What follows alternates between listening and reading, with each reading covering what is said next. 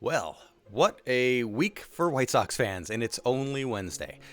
Who knows what the heck else is going to come up? So I was coming down the home stretch, about to finish prepping for a video I'm doing on the White Sox budget for the upcoming season, and kind of trying to come up with a ballpark idea of how much they really do have to spend. And right when I was about to start shooting that video, word broke that one of the top starting pitching trade targets in all of baseball is headed to the South Side. Whoa! Maybe a half a day later, it was announced that there was going to be a reuniting with Adam Eaton to take over some right field duties. So we're going to get into both of those pieces of news, both the Lance Lynn trade and the signing of Adam Eaton and what it might mean for the rest of the offseason plans. And there will still be a separate video coming out in just a couple days that goes over the White Sox finances for the season, now with brand new up-to-date information. So I remember long ago, maybe last week, I was hoping that the White Sox would be able to nail down a solid veteran innings eater for the number 3 spot in the rotation. Well, we blew that out of the water, quite frankly. Lance Lynn has gotten Cy Young votes in the last 2 years, finishing 6th this past season and 5th the year before that. He is well more than an innings eater, although he certainly does do that as well, as he led the league with innings pitched last year. Now, normally that sounds like a huge red flag. You know, you don't want to acquire somebody that has been just exhausted the previous year. I think we can ease up on that a little bit because it was just a 60-game season, so he really doesn't have the recent workload that you might be afraid of acquiring. He's also a great strikeout pitcher, and outside of Giolito, we don't really have a lot of that. I think Dylan Cease will become that kind of a pitcher in time. Maybe Michael Kopech will just be a fireballing flamethrower that really racks up the strikeout numbers in a heartbeat when he comes back. But right now, he's such a wild card that I'm really happy that we have a more consistent and proven number 3 pitcher in Lance Lynn. And speaking from a budgetary standpoint, he signed a 3-year, $30 million deal with Texas, and it was front-loaded. So most of that is already paid off. The White Sox only have to spend $8 million on him this coming season. And to get that kind of production, somebody that gets Cy Young votes year in, year out, recently at least, for just $8 million, that leaves a lot of money that we can then reinvest into the bullpen. There is talk that the White Sox are still looking at starting pitching options, Jose Quintana being one of them. Chuck Garfien was recently talking about that. That was probably just him spitballing. But not a bad option for the right price, and on a 1-year deal, of course. But if the Sox make no more additions to their starting rotation, they're really already in great shape. Some really fun things that I noticed when I was looking around the world of stats. If you look at Fangraph's WAR for starting pitchers in the American League last year, which of course WAR is kind of one number where you boil down all the other statistics. Yes, it's imperfect because no single stat is going to be able to really encompass what a pitcher does for a team, but WAR it's a fun one. It's the closest we have, I would say. You look at the WAR leaders last year, WAR meaning wins above replacement. We have Lucas Giolito, our ace, in 7th place in all of the American League, Dallas Keuchel in 9th place, and Lance Lynn at 10th. So if we were to say that 3 of the most dominant starting pitchers in the league all play for the same team, well, that's got to make you feel pretty happy.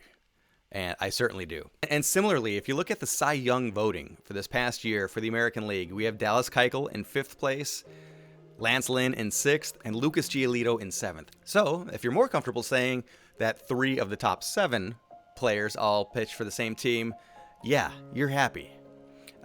Which begs me to ask, is there a starting 3 in all of the American League that can top the White Sox right now?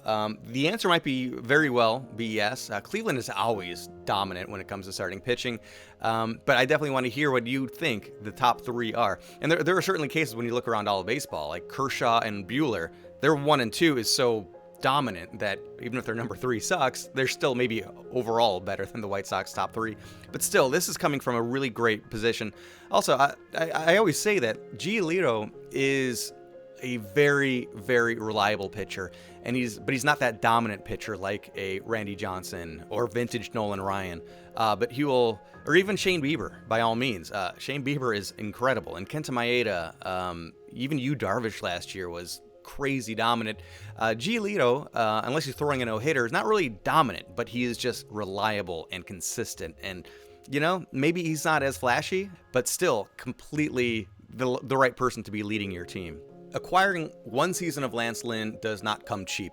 at all by any stretch of the imagination. And I can be found very guilty of being someone that overvalues prospects. It's tough to not get attached to seeing these players come into your system, watch them come up the ranks, and then you're excited to see him pitch in the big leagues for you. And fortunately, we did get to see Dane Dunning throw 7 games for the White Sox last year, but still losing him hurts. He is a guy that I think is ready to be a full-time starter in the big leagues. And when I looked at him and Dylan Cease, I think Cease had the bigger ceiling and still does have the bigger ceiling as far as the maximum pitcher he could become.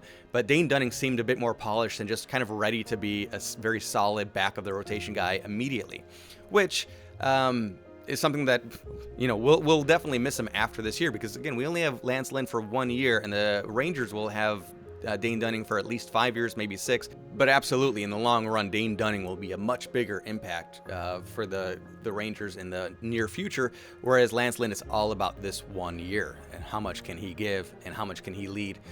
He has talked a little bit about trying to be a veteran presence, a teaching presence in the clubhouse, which is, I think, completely valuable, as he is a guy that has been to the World Series and pitched in the World Series twice, winning it with the St. Louis Cardinals back in 2011 under who?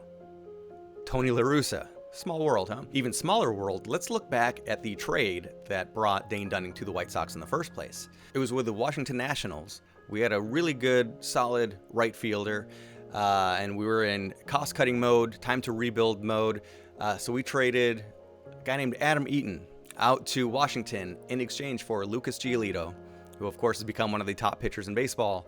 Ronaldo Lopez, who was a rotation stalwart with us for a while, and he's still on the team. I'm guessing he'll take more of a long reliever role moving forward, but hey, he's got something to prove now. He had his rotation spot taken away from him. He might come back fighting to get back into that spot. Competition's a good thing. And Dane Dunning. And wouldn't you know it, shortly after we traded Dane Dunning away, we signed free agent Adam Eaton back with the White Sox. So this graphic really says a lot about how impressive that trade was. Now, I don't want to sleep on any prospect. Avery Weems was the secondary player that was also thrown in on this package to acquire Lance Lynn. He was drafted in the 6th round of the 2019 draft.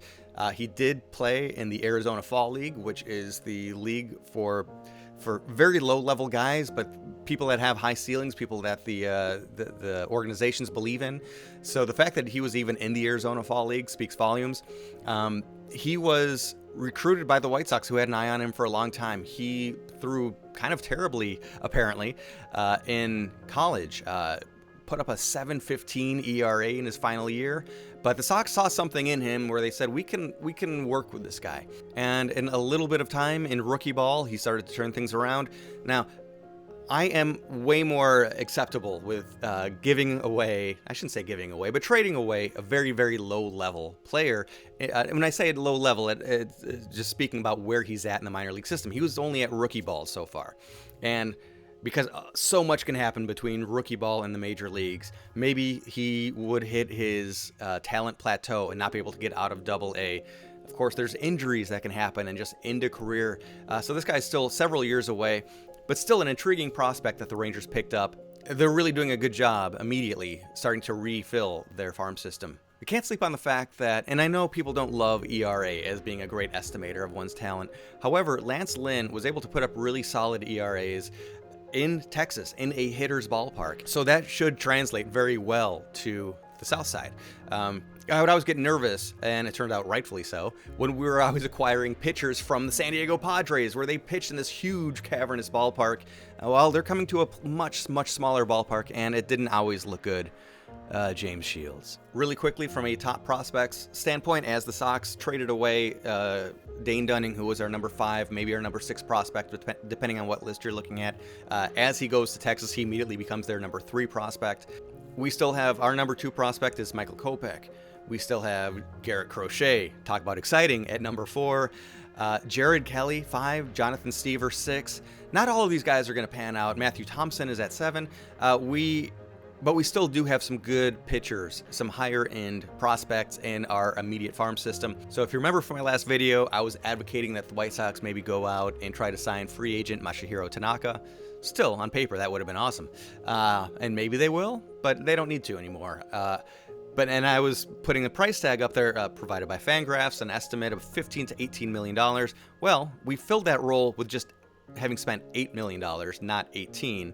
We still have money left over, and we've immediately invested that theoretical money that I'm spending for the team into Adam Eaton for just a $7 million deal. So I think, deservedly so, that a lot of White Sox fans are maybe a little miffed why we would bring back Adam Eaton. They're hoping for a bigger fish, and I totally get that. Because we are definitely in win now mode, and Adam Eaton is a very, very solid player, but is he a star? Not anymore. That said, he's still a very aggressive, very good fielder. We can also say that it doesn't take much to present an upgrade over Nomar Mazara. Just taking a very quick comparison, during Adam Eaton's down year last year, he still slugged 90 points better than Mazara. He had 4 home runs to Mazara's 1. 3 steals to Mazara's 0, 16 extra base hits to 7 for Mazara.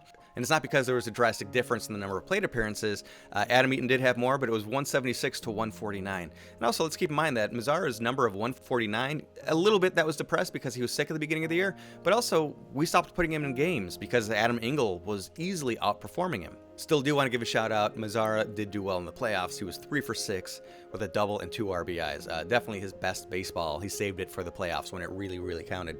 We do have to bear in mind that part of the difficulty of finding the correct right fielder is that we were looking for a left-handed bat. We are a very right-handed hitting lineup. As you all know, we destroyed left-handed pitching last year, but we were okay against righties.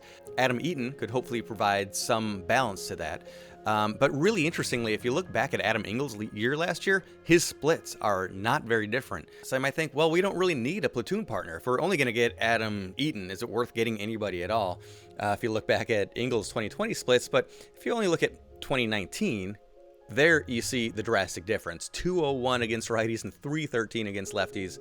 And on a career level, he's more balanced than that, but still batting 257 against lefties and 207 against righties. Meanwhile, if you look at Adam Eaton's splits from last year, you see the heavy need to platoon him, shield him from left-handed pitching, and have him go against righties. 267 average against righties, but just a 103 against lefties. Interesting thing happens when you look at 2019, though. He actually has reverse splits, where he did better against lefties, 290 to 276. However, at his career overall, slightly better against righties than lefties. Very balanced player, both Engel and Eaton. I couldn't help contemplate the ideas that if we need to give Eloy Jimenez a day off, or even just rest his legs and have him DH for a day, an outfield that consists of Adam Eaton, Adam Engel, and Luis Robert is probably the best defensive outfield in all of baseball. It's very easy to underestimate Adam Eaton because he's a smaller guy, but he actually has a great cannon of an arm, and it is exciting to find these clips to put in as he's gunning down some former White Sox players in a couple of these. Another elephant in the room type situation, Adam Eaton left the White Sox, and the people that he played with didn't love him. He is a very chatty, loud guy that rubbed people the wrong way. A Nick Swisher type. He was unfortunately mixed in with the whole Adam and Drake LaRoche fiasco in 2016, and kind of came down on the wrong side of all of that chaos. I do hope and believe he'll be on his best behavior because he'll want to be on that team and have that option exercised. Another thing that gives me a little bit of pause, just from me being a Warrior, is that we have the most aggressive outfielder in all of baseball in Luis Robert playing center. Just ask Eloy Jimenez, who was not allowed to catch anything because Luis patrolled everywhere. If the ball was floating over green grass, Luis was going to make a play for it. Adam Engel is very much that same way. He is very fast and he is very aggressive out there. So I think you'll be shifting Luis Robert way more to left center just to try to give space for both of these guys so that there's not a collision. That's the scariest thing that happens in sports is when you see two fielders running as hard as they can, both looking up at the time. Luis Robert is such a huge guy, though. I think it would be similar to a Mack truck hitting a Chihuahua, but we still don't want to see that happen. And really quickly, just taking a quick look at his numbers, when you look throughout his entire career from 2012 through 2020, so the good years and the bad, they average out to a full season in which he hits 12 home runs, steals 6 bases, has an on-base plus slugging of 775, and an on-base plus slugging plus of 111, meaning he's 11% better than your league average player. Add in high-end defense to that, and that is a very solid pickup for the White Sox at a reasonable amount of money. Just like last year when the White Sox acquired a number of players on just one-year deals, it does not tie the Sox into any one player for too long, which is great because we have 3 young outfielders that look interesting coming up. Micker Adolfo is at the top of that list. He is 8th on our prospect list right now. Overall of 45 with an arm of 70, a very high-end arm. We've got Luis Gonzalez at 11th and Blake Rutherford at 12th. All those guys project to be regular starting outfielders for the White Sox, and their ETA is next year, which will be pushed back because it's too crowded right now. And don't forget, we also have Lurie Garcia right now serving as our Yolmer Sanchez type super utility player. So those guys will just continue to get more seasoning in the minor leagues, and hopefully one of them just sets the world on fire and pushes Adam Eaton out of a job before 2022. Or even show enough to try to compete with Andrew Vaughn for some designated hitting duty, which of course DH is our big opening in the lineup right now. I think as it would stand in this moment, Zach Collins would be getting a lot of at-bats. Andrew Vaughn would definitely be easing his way into major league action. But that is a place where the White Sox might make one more big move. It would be a big move, but it would be, again, just a one-year deal. You got to love the Lance Lynn signing. You got to like the Adam Eaton signing. It's not going to change the world, but it is an improvement over what we had. And the Sox aren't done yet. So this is definitely going to be an exciting season. And heck, if nothing else, Adam Eaton himself will ensure that it's always at least interesting. Thank you for watching. I'm always bad about asking people to like and subscribe. Please do that. Pass this along to any other friends that are fans of baseball, whether they're White Sox fans or not. We want to do all sorts of videos on this channel. You let me know. What do you think the White Sox should be focusing on next? There's news the White Sox are going for Liam Hendriks right now, the top reliever on the market. Kind of reminds me of when we picked up David Robertson a handful of years ago.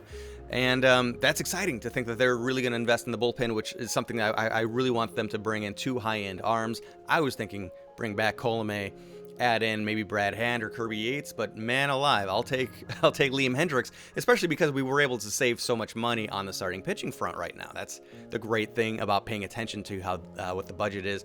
And that budget video for the White Sox will be coming up in just a day or two. That'll be the next one, unless some big news breaks first. Do you want to be on this channel?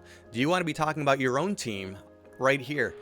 You could be your own team's ambassador to these subscribers. Just drop me a line and we'll talk about it. I hope everybody's staying safe and enjoying the action of the winter meetings.